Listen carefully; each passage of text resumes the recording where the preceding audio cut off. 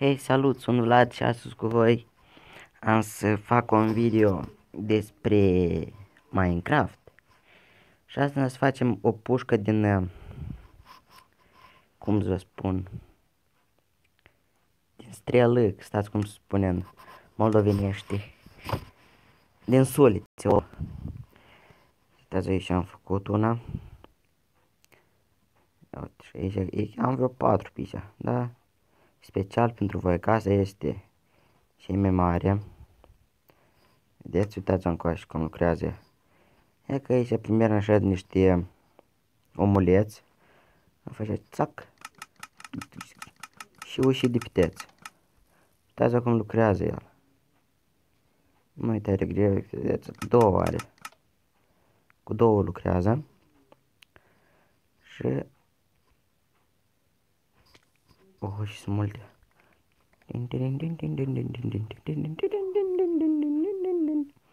Da, și trecem cu minți, oameni disciplinați. Și cât am aici? Un stack ceva, hai că e bun.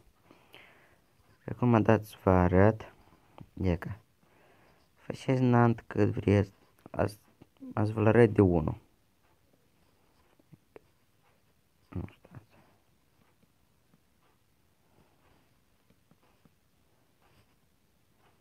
E ca așa. Aici jos puneți. Faceți de care bloc vreți. Nu contează. Așa.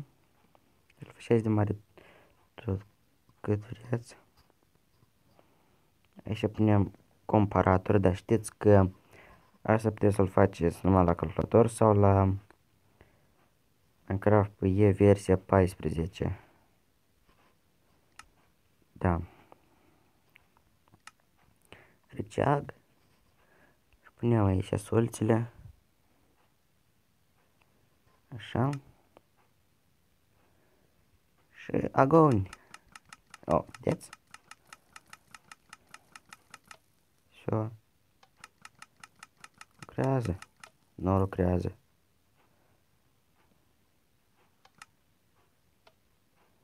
Vedeți? De facem așa.